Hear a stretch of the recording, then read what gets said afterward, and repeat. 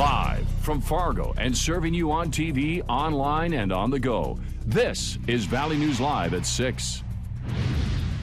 We are all familiar with it. When spring finally arrives each year in the valley, so does that unpleasant smell outside. Those we talked to today said that they think it was coming from the Fargo landfill, but we found out that's not the case. So where is it coming from and what is being done to fix it? Valley News Team's Rose Itzkovitz sniffs around town and finds out.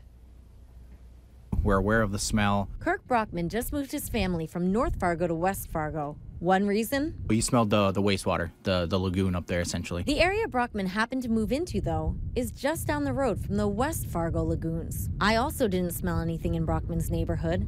And then I visited right down the road. Here on the outskirts of West Fargo, the lagoon really does look very nice. The smell, on the other hand, is a different story. Chris Brungar of West Fargo Public Works says the smell springs up this time of year because the lagoons are the source of the wastewater, and all that waste is trapped under ice all winter long. So when it starts to warm up, the ice breaks off, and these smells start to come to the surface. And windy days like this one certainly don't help with keeping that smell in one place. Still, many residents I talked to were sure the smell came from Fargo's dump, or as the city of Fargo's Paul Hansen corrects me, the sanitary landfill. Hansen took me out there so I could smell for myself. It wasn't nearly as bad as the lagoons, though it didn't smell like roses either. Hansen says that smell is well contained within the dumping grounds. And sure enough, I didn't smell it until we got inside. But Hansen says the smell did get out of control back in 2011. Since that time, we've spent thousands of dollars and spent many man-hours doing best management practices to try to resolve what the problem is. He says he hasn't had a complaint coming from nearby in the past 3 years, which brings us back to the lagoon and nearby new resident Kirk Brockman. From my understanding, a lot of the wastewater is going to be moving north in probably a year or two anyways. The city of West Fargo says it's fixing the problem. It'll start pumping the waste from West Fargo into Fargo this year. Rose Itzkovitz, Valley News Live. The Fargo Waste Connection Project begins construction in June and is scheduled to finish this fall. It will connect the sewage lagoons to 19th Avenue North and 9th Street Northeast in Fargo. And though construction will finish this year, we're told the decommissioning process will take a few years before the smell is finally gone. Quite the cleanup at the Napa Auto Parts store in Jamestown after a man drove through the building. Police say this morning David McManus lost control of his vehicle and it left the pavement, crossed through a ditch before crashing into the building. A tow truck was brought in to fish the car out. Thankfully, there were no injuries. The 23-year-old McManus was arrested and is being charged with driving under suspension, driving under the influence of drugs, and possession of drug paraphernalia. We couldn't help but notice the wind today, so make sure you hold on to your hat and your car door. Hutch is here to tell us if the wind is moving on or hanging around. Hutch? It should be decreasing as we go into the evening hours tonight. We did have gusts over 40 miles per hour from Fargo to Fergus Falls. A windy day from the north, keeping us on the cool side of things, and now a few sprinkles of rain showing up near Winnipeg and the Northern Valley. We had one cold front come through and bring us some sprinkles and cool air. That's what we dealt with today, but a second punch of cool air is on its way. Still flooding concerns in the northern Red River Valley. Moderate flooding at Oslo is slowly receding. Rivers still rising and expected to reach minor flood stage north of that point. Along with the flood warnings, we have red flag warnings. That dry vegetation, the wind, creating some dangerous burning conditions. Temperatures this evening in the 50s.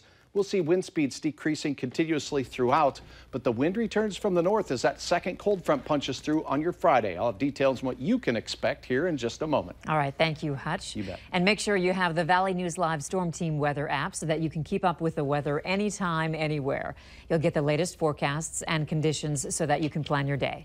Just search VNL Weather in the App Store and download it for free. Minnesota's governor is announcing $700,000 in grant money to tackle opioid abuse and new guidelines for doctors prescribing the narcotic painkillers. It's the latest effort to tackle what public health officials have deemed a crisis. State data shows that opioid overdose deaths increased by more than 600% between 2000 and 2016. The grants will go to 8 rural clinics and hospitals in Minnesota. Meanwhile, new state guidelines encourage health professionals to limit long-term opioid prescriptions and better monitor patients in pain. The Bemidji Police Department needs your help identifying 2 people of interest in regard to an ongoing theft investigation. The photos are on your screen right now. If you know either of the women in the pictures, please call Bemidji Police at 218-333-8373. And if you call, be sure to reference photo 292. An 18-year-old is in custody after trying to run away from police in Fosston, Minnesota. Alexander Thompson from Illinois was arrested this morning. Officers were trying to serve an outstanding warrant when Thompson took off running. He was eventually found inside a building, arrested for fleeing law enforcement. A warning to residents in Wadena, Minnesota, as police say someone is trying to get into cars and garages in the area. Wadena police have been fielding calls about suspects trying to enter vehicles and garages with the intent of stealing personal belongings. Authorities encourage people in the area to lock their doors and keep valuables out of sight. If you see this happening or notice any suspicious activity, you're urged to call Wadena Police at 218-631-7700.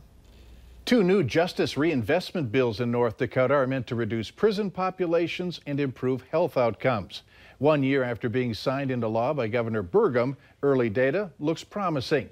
The bills require the state to move more than $18 million from corrections and invest it into the programs that cut down the tendency of a convicted criminal to reoffend.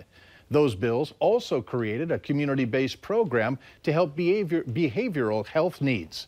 289 people have already been helped, and the Department of Human Services wants it to grow. But the state's budget problems are putting some of the progress in jeopardy.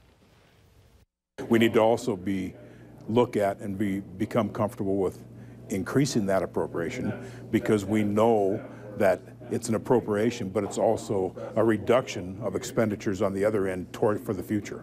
Some of that change will also come from the courts and prosecutors on how certain criminals are dealt with. A new report shows North Dakota's behavioral health system is right on par with the rest of the country. However, the report does outline areas that need improvement, including preventative screenings. One of the more than 60 recommendations, expanding mental health and substance use screenings for social services and primary care. Heartview Foundation has a system that does those screenings. It's a tool anybody can use, and Heartview's foundation director says it could change how behavioral health is delivered in North Dakota. We have to think about where their first point of contact is. Very few people, when they have their first symptom, call a psychiatrist.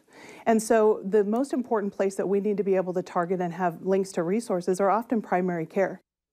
Heartview's program looks at 9 different behavioral health issues, including depression, addiction, and traumatic brain injury.